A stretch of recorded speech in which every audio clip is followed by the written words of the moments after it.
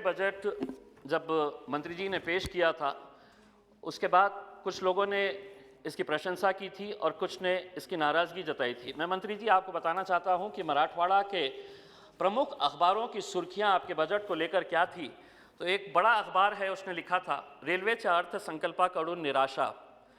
दूसरी हेडलाइन थी मराठवाड्यातील महत्त्वाच्या प्रकल्पांना ठेंगा, यानी कि मराठी के अंदर ये बताया गया है कि मराठवाड़ा के जो प्रमुख जितने भी प्रोजेक्ट्स हैं उसको ठेंगा दिया गया है करके ये बड़े बड़े अखबारों की सुर्खियां थी।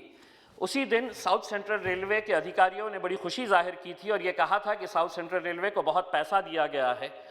मंत्री जी, मैं ये मानता हूं कि आपने बिल्कुल बहुत ज़्यादा पैसा दिया था। आपने साउथ सेंट्रल रेलवे को इस बजट के दौरान 6,798 करोड़ रुपये दिए, लेकिन हमारे हिस्से में क्या आया है मंत्री जी, अगर मैं आंकड़े आपको बताऊंगा तो आप भी हैरान हो जाएंगे और शायद आप भी अपने रेलवे के अधिकारियों से ये पूछेंगे कि ये जो सांसद ने ये जो आंकड़े बताया है कि यह सही है कि नांदेड़ डिवीजन जो second highest profit making division है साउथ सेंट्रल रेलवे का, उसको महज कितना पैसा दिया गया है, तो 98 करोड़ 75 लाख एंड 2,000 रुपीज़। मैं एक बार फिर से दोहरा रहा हूं मंत्री जी कि शायद आपको भी यकीन नहीं होगा, क्योंकि मुझे भी यकीन नहीं हो रहा था जब मुझे ये बताया गया था कि 98 crore rupees 75 lakh and 2,000 rupees सिर्फ नांदेड़ डिवीजन को दिया गया है। और ये कितना होता है टोटल बजट का? Less than 2%, and to be specific 1.45% आपका जो साउथ सेंट्रल रेलवे को बजट दिया गया है उसमें से महज 2% से भी कम पैसा नांदेड़ डिवीजन को दिया गया है। अध्यक्ष महोदय, परभनी मनमाड़ ये इतना बड़ा इंपॉर्टेंट हमारे लिए, इस पूरे मराठवाड़ा क्षेत्र के लिए, इसकी डबल लाइन के लिए न जाने कितने सालों से हम कोशिश कर रहे हैं। 2013-14 के अंदर रेलवे के ब्लू बुक के अंदर इसको इंक्लूड किया गया था। अब पता चल रहा है 2018 के अंदर आरटीआई का एक रिप्लाई के जरिए पता चला है कि इसको हमने शेल्फ कर दिए हैं, जबकि हकीकत ये है कि ये वो सेक्टर है कि जहां पर आपको 2.5% का प्रॉफिट मिलता है रेलवेज का। आरओआर इसका अगर प्रॉफिट में पॉजिटिव के अंदर भी होने के बावजूद भी ये डबल लाइन हमको क्यों नहीं दी जा रही है, हमें आज तक समझ में नहीं आ रहा है। इस बजट के अंदर हमें बड़ी उम्मीद थी कि ये हमें इसका कहीं ना कहीं से कुछ ना कुछ तो बजट आप देंगे करके। दूसरी बात यह है कि आप ये दावा करते हैं कि आपकी सरकार जब से आई है हजारों किलोमीटर लाइन नई बिछाई जा रही है। औरंगाबाद से 40 गांव महज 88 किलोमीटर्स का है। आप अगर अखबारों की सुर्खियां अगर उठाकर देखेंगे, निवेदन अगर आपके रेलवे अधिकारियों से पूछेंगे कि कितने सालों से ये कोशिश की जा रही है, महज 88 किलोमीटर्स अगर औरंगाबाद और 40 गांव की अगर लाइन बनाई जाती है तो आज औरंगाबाद के अंदर डीएमआईसी आ रहा है, दिल्ली मुंबई इंडस्ट्रियल कॉरिडोर, समृद्धि लाइन वहां से गुजर रही है, ड्राई पोर्ट जालना के अंदर आ रहा है। तो फ्रीट का कितना बड़ा आपको एक बिजनेस वहां से मिलने वाला है, लेकिन 88 किलोमीटर्स महज आप ये लाइन हमको सैंक्शन नहीं कर रहे हैं। तीसरी बात यह है कि हम औरंगाबाद को मॉडल रेलवे स्टेशन के लिए आपने अप्रूव किया था। आज 5 सालों से रेलवे अधिकारी कहते हैं कि अब शुरू होने वाला है, अब टेंडर निकलने वाला है। हम इसका स्टेटस क्या है यह आपसे जानना चाहते हैं। मंत्री जी, हम आपको ये बताना चाहते हैं कि अगर हर फैसला, अगर आप आरओआर रेट, आपका आरओआर के हिसाब से अगर आप लेंगे तो मराठवाड़ा को कभी भी इंसाफ नहीं मिलने वाला है, क्योंकि मराठवाड़ा एक ऐसा क्षेत्र है जो पिछड़ा है। और अगर आप हर चीज अगर फायदे और नुकसान के हिसाब से देखेंगे तो ये पिछड़े एरिया जो है ये कब आगे बढ़ेंगे, कब तरक्की के अंदर आएंगे और कब आपके नारे के अंदर शामिल हो जाएंगे कि हम आपका सबका साथ और सबका विकास कर रहे हैं। एक तो ये है कि औरंगाबाद को नई रेलवे लाइन मिलती नहीं है।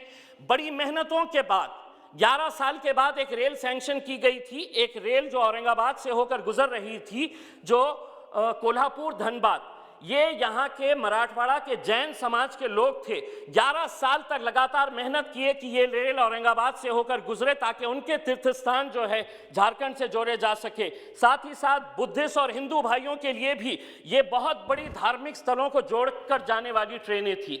लेकिन हुआ ये है कि अब 19 फरवरी से एक नोटिफिकेशन जारी हुआ है आपके पास से कि औरंगाबाद और जालना इसके बाहर कर दिया जाए, क्योंकि ये हमारे लिए फिजिबल नहीं हो रहा है। हम एक बार फिर से आपको ये कहना चाह रहे हैं, ये पिछड़े इलाके हैं।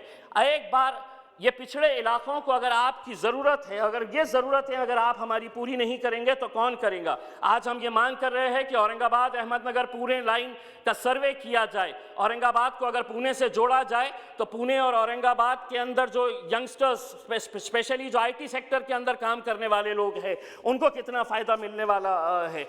अध्यक्ष महोदय, मैं एक बात कहना चाहता हूँ, जब मंत्री जी पीयूष गोयल साहब जब रेलवे मंत्री बनाए गए थे तो पीयूष जी हम भी बड़े खुश हुए थे।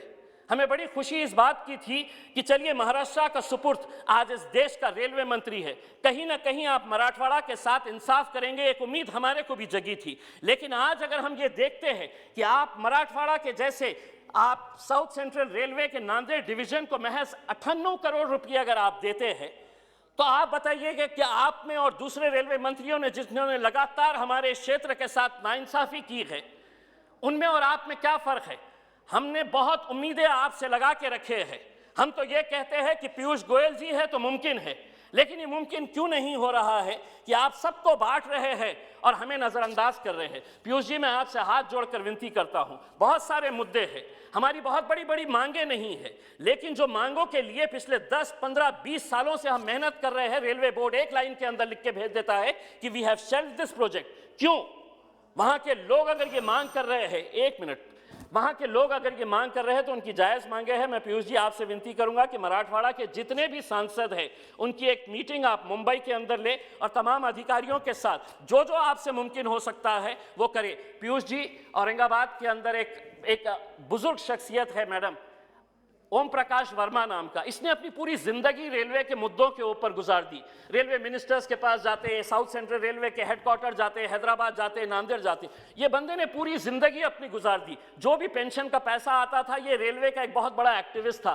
कुछ महीने पहले पीयूष जी, उसने इतनी बड़ी फाइल्स मेरे पास लेकर आया और उसने ये कहा कि साहब इतने सालों से मेहनत कर रहे, लेकिन हमको एक बात समझ में आई कि मराठवाड़ा के लिए आवाज़ उठाने वाला और मराठवाड़ा के साथ इंसाफ करने वाला कोई नहीं। उस बुजुर्ग शख्स को इंसाफ दिलाने के लिए मैं आपसे विनती करना चाहूंगा कि ओम प्रकाश वर्मा जैसे रेलवे एक्टिविस्ट जिन्होंने अपनी जिंदगी रेलवे को बेहतर बनाने के लिए की है, उनको इंसाफ दिलाने के लिए और मराठवाड़ा की जनता को इंसाफ दिलाने के लिए आप हमारा साथ देंगे, यही उम्मीद है। धन्यवाद।